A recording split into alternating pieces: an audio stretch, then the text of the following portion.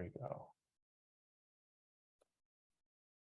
Thank you, everybody, for joining me today to talk about making the most of your ESPP when your stock drops. Now, when we titled this, the market was down lower. We've actually come back. I don't know if you've seen this or not, but the NASDAQ, the tech-heavy index, is actually in a bull market now, meaning it's up 20% from the bottom. So such as markets, we can never know where they're going. In fact, what we can know, though, is where they've been. And so I wanted to take just a minute here and look at what's happened historically. So this is the stock market over time. These gray bars are the annual returns, but I want you to focus on the red dots. Now, the red dots are the declines that happen during a year for the market overall. So if we look at the COVID year 2020, from January 1st to December 31st, the market was up 16%, but at one point, the market was down 34%. So as you look across here, you'll see that the market does fall regularly every year by some portion. And in fact, the average that the market drops is about 14%. We're down about 13% as of today. This is for the broader market, not the tech-heavy stuff, but the broader market's down about 13%. So this is just another normal year so far. Now, why is that important? Well, it's important because we don't know where the market's going to go tomorrow, and we can't make that prediction. But what we do have to do still is we have to have a financial life, and we've got to do some financial planning. And here's why. There are two options for you in your life. One is you go through your entire life, you afford to do everything you want. Two, you miss out on doing things that you want in your life because of money issues. Now, we can't guarantee that you're going to reach that door, number one, but with financial planning, and paying attention to your finances, you're more likely to be able to do the things you want in life. This is why we pay attention to our finances. Now, the way I look at financial planning is here. 4 different areas: protect what you have, know where it goes, that's your spending, make it grow, that's investments, retain independence and dignity, that's the long-term planning. And we approach all of this with intention and purposeful effort to build your best financial life. Not the best financial life on your block, but your best financial life, the best one that you can achieve. And what we're talking about today is ESPP, and of course that fits under the investment umbrella. But I want you to see where the priority is. When I work with clients and we build this out, we don't even get to an investment discussion until we're about 5 or 6 meetings into the relationship. Investments are simply the engine that allows the rest of your financial life to achieve what it needs to achieve. So don't get caught up that investments are the only thing that matter in your financial life. By far, they are not. So let's get into the ESPP. Here's what we're going to talk about. What is an ESPP? What should you do when your stock price is down? And then I'm going to wrap up briefly at the end and talk through a tax smart way to transition your ESPP into your life. That's if you've built up a lot of ESPP over time. So that's what we're doing. Again, as I go through this, please throw your questions in. Happy to answer. I'll probably answer them at the end. But happy to accumulate them as we go. So what is an ESPP? ESPP stands for Employee Stock Purchase Plan. And this is a plan that gives you the right to buy stock without commission. That's no big deal. Commissions aren't much anymore. Using funds deducted from your paycheck. So we have the offering period during which money is deducted from your paycheck. That gets set aside. And then on the purchase date, at the end of that period, that offering period, the stock is purchased and you own it. There's no vesting or anything like that. It was your money to start with. You're buying it with your money. And so why would somebody do this? Well, you would do it because companies typically offer you the ability to buy the stock at a discount. And that sometimes works out to be a pretty big discount. The maximum that companies are allowed is 15%. And most companies that have this program allow you to buy the stock at 15% discount.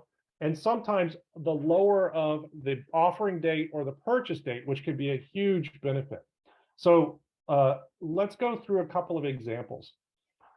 Let's do an example where the stock price rises. So let's say you enroll in the program, start deducting money from your paycheck when the stock is at 100 bucks.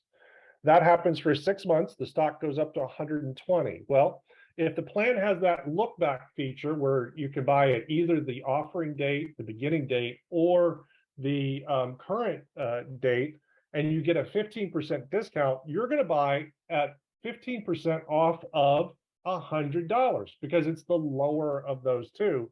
So you're gonna pay $85 for something that's $120. That's $35 of free money. This is the magic of ESPP.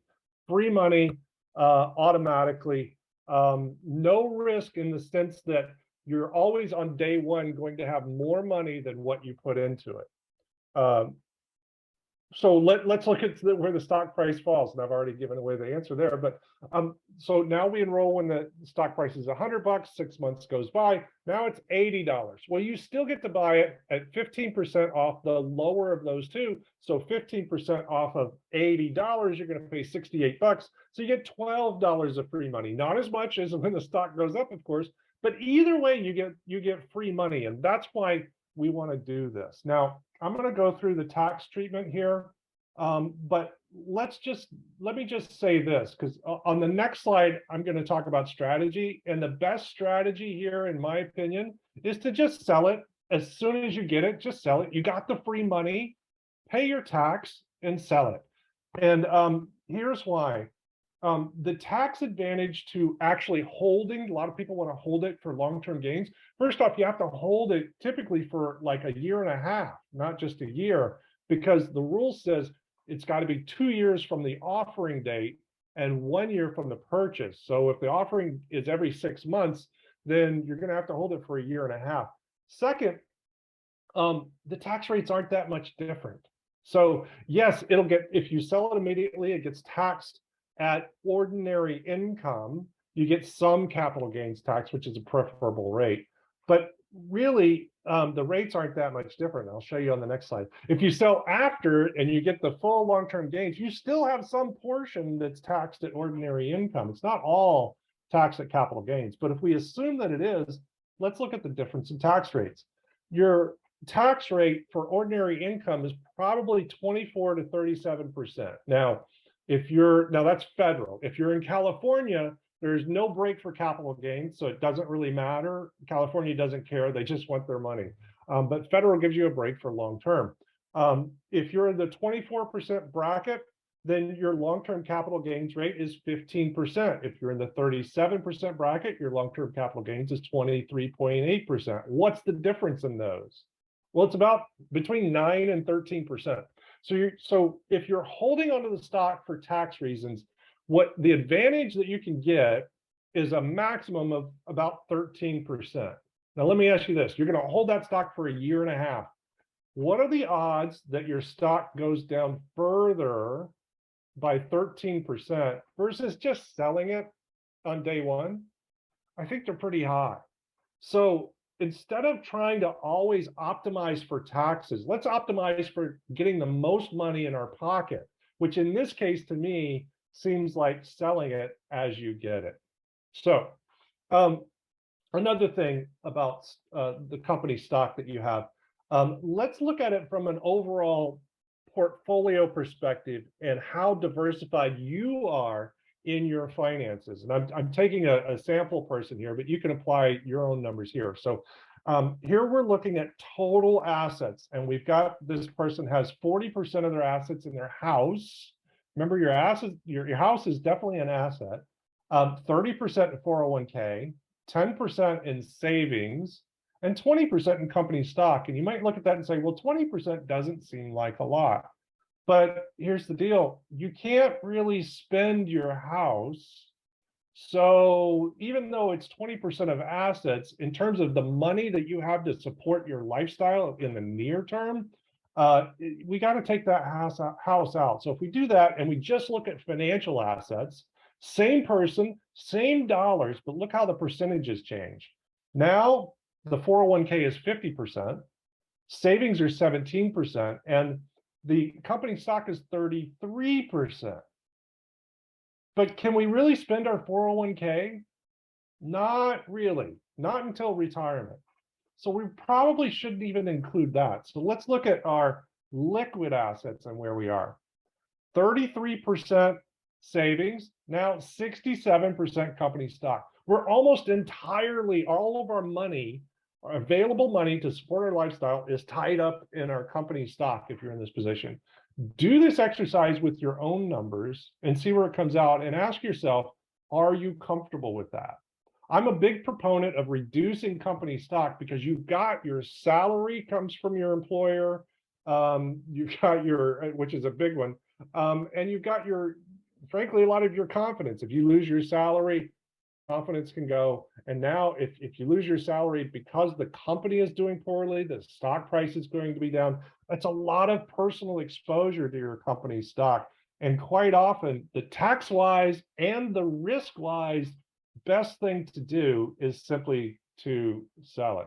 So, so again, the final question here is, when you get to this liquid asset picture, are you comfortable with whatever the percentage you come up with of your liquid assets being in company stock? Now, let's go to the tax smart method to transition your stock. So you've got all this stock built up. And so how do we actually get it from, selling it and get it into the rest of our life without really killing ourselves on tax? Well, if you've got a lot of a stock with a lot of gains, then you might want to put some work into it, and you might want to build a plan to get out of the stock over multiple tax years. If you don't have a lot, then you might just blow it out all in one tax year. That would be certainly a good thing to do in a tax year where you have lower income, because lower income means lower tax rates. But it won't necessarily make a difference if the amount of gain and the amount of stock you have isn't very high versus your other income. But let's go to that first scenario where you do have a lot of stock. So here's what we've got to do. We've got to calculate the tax cost of each lot you sell. Now, what's tax cost? Well, you might have $1 million in stock, but part of that $1 million is Uncle Sam's. It's not yours. So we got to figure out, what is the cost that we're going to pay Uncle Sam when we sell it, whether we sell it today or tomorrow, doesn't matter. What is that cost that we're gonna have to pay? And we have to do that by lot. That's what this is saying on number 2. Do it as a percentage by lot. What do I mean by lot? I mean every vesting date for every award. This is going to be a fairly large spreadsheet if you have a large amount of company stock. And the reason you want to do that is you're going to have some stock that has a higher tax cost as a percentage than others. And so you're going to want to sell from lowest tax cost to highest tax cost as a percentage, not dollars, as a percentage. Let me give you an example. If you have some stock, some portion of stock, let's say 100,000 of that million has a 50% gain in it. And let's say another 100,000 has only a 5% gain. You want to sell the 5% gain first, because that more quickly reduces your exposure, changes the pie chart for you at a lower tax cost. So we don't want to say, I got $1 million, I want to sell it over 3 years, so I'm going to sell 333,000 each year. Don't want to do that. We say we got $1 million, we've got $400,000 in tax cost, and we're going to sell it over a 4-year period. We're going to sell $100,000 in tax cost each year, and we're going to do it by doing the lower tax cost lots first. So that's what we see here down below: $100,000 of stock, $30,000 tax cost. We're going to sell 50,000 of stock in the first year with a $10,000 tax cost. So we got half of our exposure out and $10,000 of tax cost. Then we're going to sell 30,000 at 10,000. So same tax cost in the second year, but 30,000 is going to go. And so that's, again, 60% of what's left, because we only have 50,000 left. And then we do the last bit. So you're going to sell more in the front years than you do the back years. Notice nowhere in here am I predicting what the stock is going to do. We cannot predict what the stock is going to do. We may feel like we know the stock should go back up or the stock is too high and it'll go down, but we don't know. And so let's not make plans on those feelings, because that's where people really get hurt. And I'll give you a good example. I'll give you a good logic for why that is. Maybe you identify this with this, maybe you don't, but most people feel like when their stock is going up, they don't want to sell it because it's going up. Why would I sell it? Those same people, when their stock goes down, they don't want to sell it. Why? Because it's too low and it's going down. I want to wait till it gets back up. So if you let your emotions control your plan, guess what? You're not going to sell when it's going up. You're not going to sell when it's going down. You're never going to sell. And that's a problem, because you need this money for the rest of your financial life. So we got to build a plan to get it over there. This is a tax smart plan to do it. It looks like that is all that I've prepared. It looks like I finished a little early today. But here's the thing. What about you? What about your situation? You're going to get an email tomorrow with a link to these slides. Download these slides, consider whether or not you've got the right plan in place around your company stock, and schedule a call with me. I'm going to put a link in the chat right now that you can use to schedule time with me. This is a $300 value, a free coaching session. I do coaching sessions all the time, but this one I'm going to offer you free because you're here. And that way, we can talk through your situation. Now, I want you to do the homework first and do some thinking, because you'll get more value out of our discussion the more you come into that conversation knowing about your situation. There's the link right there. It's in the chat. I promise that these coaching sessions, there's no cost this time, because you attended here. There's no sales pitch. I'm not going to try to sell you anything else. I just want to help people. And I know that if I do this often enough, I'll connect with the right people who are good fits to be clients, and will do that. So, but otherwise, I'm more than happy to help you. One thing I should say, this is not financial advice. Financial advice is specific to you and your circumstances. If we have a coaching session, that would be financial advice. These are just simple general money moves that we're talking about that may or may not be good for you. I have a lot of resources out there. I have a podcast called Deliberate Money Moves. Check that out. Very short episodes, very sharp tips on what to do and what not to do. I've got my blog on my website, bestfinlife.com, and of course, educational videos that are out there. And if you have any questions or anything you want to talk about, just email me. I'm happy to have some email conversation with you, Joe at bestfinlife.com. Next month on September 1st, we're going to be talking about RSUs. I'm assuming the market is going to still be down somewhat. A lot of company stock is going to still be down. So we're going to talk about, should we continue to hold RSUs now that company stock has fallen? That's it. That's everything. Please, like I said, put your questions in the chat or the Q&A if you have any. I don't see any in there now, so if you have something you want to put in front of me and have me comment on, throw it in there, and I'm happy to comment, and I'll just hang out here for another minute or two. I appreciate your time. I appreciate you joining me, and I'm glad we got through the material within the 20 minutes. Looks like actually we ended up right at the 20 minutes. So I don't see any questions coming through. Unfortunately, I can't see when you're typing, so I'm just going to give it a couple of seconds. I see some people here that like to ask questions, so I'm wondering if they're on the way. And if not, that's perfectly fine. We'll just go on with our Thursday. I don't see any questions coming through, so why don't we do that? Thank you so much for joining me. Look for that email tomorrow. Use the link in the chat, or there'll also be a link in the email. Schedule time with me, and let's talk about your ESPP or really any other topic. Thank you, and take care.